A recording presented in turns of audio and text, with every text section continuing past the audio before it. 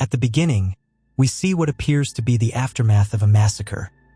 Blood and mayhem have spread throughout the area. The movie jumps to a time before the incident. A group of 9 government employees are traveling to a village in the middle of the forest, a place called Kalaranjan. There, they plan to have a conference to discuss a major project. As part of the municipality office, the team has approved and arranged for the construction of a massive modern shopping mall in the area, which is still fairly rural and undeveloped. We are introduced to Angela, who is the head of the municipality office. Then, there's the project leader, Jonas, who is a very arrogant and self-centered person. His friend, Kai, seems to have nothing to do other than praise Jonas and make fun of everyone else in the group. Furthermore, we see Lena, who is back to work after some time off due to health concerns. We also meet Amir, who has feelings for Lena, but is too afraid to express them. Alongside them, the other members include Eva, Torbjorn, Nadia, and Annette. The group stops at the shopping mall site, as the official start of its construction is scheduled for the following day. Angela commends her team, particularly Jonas, for securing deals with major companies like IKEA to quickly acquire space at the mall for their business. She also states that they are here for a professional team-building activity where they will learn how to work better together. The group then leaves for their destination, while we notice a mysterious man rowing a boat and heading somewhere. Soon after, the gang arrives at Kalaranjan Holiday Village, which is located in the middle of the forest. The resort is managed by a woman named Jenny, accompanied by the guide, the caretaker, and the chef. All employees are paired and assigned cabin rooms based on their astrological signs. Later that day, the chef tries to make lunch for the guests, but discovers that there is no gas. So he decides to go out and fill the cylinder. He gets into his car and listens to the radio, where he learns that many people are against the construction of the mall. Suddenly, something slams into his car, and when he goes to check, he notices that a trap has been placed on the road. Just then, he hears some noise in the forest and decides to look into it. When he arrives in the woods, he finds there are several strands connecting one tree to the next. As the chef inspects it, someone attacks him from behind. Meanwhile, at the resort, the team gathers for a meeting to discuss their project. Angela initiates the meeting with an advertisement video, and there are several disagreements on the statement and goal of the advertisement. There is also an environmental consideration, as the construction of a shopping mall and a community will result in the destruction of forests, open fields, and farmlands. Annette voices strong opposition, but the others try to persuade her that they are all following environmental rules, and that nature will be repaid in other ways. During this, Lena is shocked to find that the corporation has been involved in some shady activities while she has been away. A prestigious farm, owned by a devoted farmer named Palsun and his family, was demolished to make way for this shopping mall, and no compensation was given. To make matters worse, Lena appears to have signed these documents, although she doesn't remember doing so. She openly opposes their destructive activities, which irritates Jonas and leads to an argument between them. Later on, they take a lunch break, but since the chef is not around, they are disappointed to eat only hot dogs. Shortly after, Jonas takes Lena away and asks her why she was against him in front of everyone. Lena says that someone forged her signature because she could never sign those terms. However, Jonas tries to manipulate her by claiming that she must have forgotten about signing the paperwork because she has been under a lot of stress recently. Meanwhile, Nadia claims that the finances do not match and insists that the budgets be thoroughly checked, but Angela tells her to stop talking about it in order to avoid a hostile work atmosphere. Elsewhere, we see another village worker who goes to relax while drinking beer. But then all of a sudden, inside, while everyone is arguing, a man appears in a funny costume and tries to lighten the mood by entertaining them. However, the employees continue to bicker. This enrages the man, who turns out to be Jonas, and he storms away from there. Shortly after, Angela goes to console him, and Jonas complains that these people have no vision and are not creative at all. Angela assures him that not everyone is as talented as him, and that he is doing an amazing job as project head. To cheer him up, she gives him a golden shovel and tells him that he will inaugurate the ground tomorrow. Later, the guide gathers the entire group and leads them on a tour. She collects their phones so they can enjoy themselves without distractions. During this, Lena confides in Amir that someone must have forged her signatures, and also suggests that he should talk and compensate Pal's son, whose house was demolished. But Amir informs her that this is not possible because Pal's son took his own life after his house was torn down. After this, the group begins their team-building activity, in which they are separated into two groups. The first one to design a raft to cross the river wins. They build a makeshift boat out of plastics, and Jonas's team ends up winning. Meanwhile, the killer who is roaming around steals the bag with the cell phones and the head of Jonas's costume. Jenny, on the other hand, is upset since two of her staff are missing, and she is overburdened with work. But then, while she is looking for them, the killer suddenly appears in the mask and attacks her. She tries everything she can to get away, but he eventually kills her. Meanwhile, the team arrives for another recreational activity, which is to use a zip line across the lake. The guide encourages Lena to go for it, but Lena refuses because she is sick and can't take part in risky situations. Seeing this, Jonas begins mocking her, saying she lacks guts, and his sidekick, Kai, also backs him up. Frustrated, Lena states that she can no longer handle this and leaves for the resort. Later, she sneaks into Jonas' room while her coworkers are still busy with the zipline activity. She then hacks into his laptop and soon discovers that the project leader has been involved in a number of malpractices.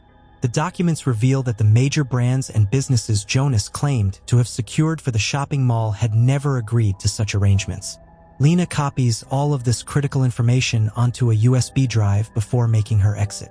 Sometime later, the killer is planning a huge attack and lays multiple traps in the forest. Meanwhile, the guide realizes that the cell phones have been stolen, but she advises everyone not to worry and to keep having fun. She begins looking for her coworkers to ask about the phones later in the evening, but she cannot find them. While looking around, she comes across Jenny's lifeless body, right when the killer arrives to attack her. The guide tries to escape, but unfortunately, she ends up getting killed just like the others. On the other hand, the team goes to relax for a while and partying outside in a hot tub. Moments later, Lena arrives and takes her trusted people, Nadia and Amir, to have a conversation. She informs them that they cannot allow the project to proceed, since it will result in economic losses for everyone. She also says that no one, including IKEA, has expressed an interest in opening a store in the mall like Jonas claimed.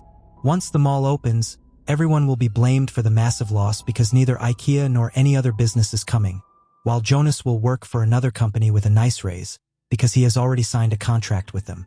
Lena then goes outside and reveals Jonas's plan in front of Kai. Hearing this, he calmly says that he wants to talk to her alone and brings her to his room. He suddenly offers her an important position in a much larger corporation in exchange for her silence. Jonas claims she is more gifted than others and she should aim higher, but Lena declines his proposition. Seeing Jonas try to deny the accusations, Lena shows him the USB drive and warns him that if he doesn't abandon the project, she will report him to the authorities. Outside, everyone has retreated to their rooms, except Annette and Kai. Suddenly, the killer appears, and upon seeing the mask, Kai suspects it's Jonas. However, his assumption is proved wrong. The killer horribly mutilates and kills him. Seeing this, Annette is horrified and runs away before the killer can reach her. Shortly after, Angela comes out of her room to look for resort staff since she is hungry. However, she notices that the reception area is vacant. She eventually arrives at a room that is covered in blood and finds some teeth there. Unfortunately, before Angela is able to figure out what is happening, the killer arrives and attacks her. He catches up with her and ties her up on the flagpole, while everyone comes out as they hear the screams. Upon seeing the killer approaching, everyone becomes paranoid and starts running around. Jonas and Lena start running toward the woods when suddenly, Jonas becomes entangled in razor-sharp wire, resulting in a severe cut to his head. Lena helps him and together they run away from there. In a panic, they discover the raft they made earlier and decide to use it to escape. But moments later, after some time of paddling, Jonas has a sudden change of mind. He warns Lena to give him the USB device, or else he won't let her on the raft. Left with no choice, she reluctantly gives him the drive, but as soon as she does so, the evil guy betrays her and kicks her into the water. After this, Lena again runs into the woods, and she trips and falls into a hole, where she comes across the chef's body. In the meantime, the surviving team members have locked themselves inside a room to avoid the killer. They then decide to confront the killer together and begin making weapons. However, Amir gets worried about Lena and decides to seek her on his own. He arrives in the woods with a flashlight and begins calling Lena's name, while the murderer is also in the woods and hears him. But before he can reach Amir, Lena grabs him and makes him quiet. Elsewhere, Nadia is looking for the key to their van so they can escape. She eventually finds it, but the killer appears to attack her. She manages to get away from him and tells her friends she has the keys, but the killer burns down the van before they can reach it. Just then, they hear noises coming from the back door and notice someone about to open the door. Fortunately, it's just Lena and Amir who have made it out of the woods alive. In the next scene, Annette comes from hiding and meets Jonas, who is severely hurt. They sneak into a room where she helps in stitching his wounds. During this moment, Annette confides in Jonas, suggesting that the chaos might be because of her. Jonas is confused, so she tells him that the killer may be their former co-worker, Franz, who works at the environmental office. He is well aware that the shopping mall would be destructive to the community, so he was openly opposed to this project. Annette also reveals that she notified Franz about their trip to the Kallersjön resort before they came.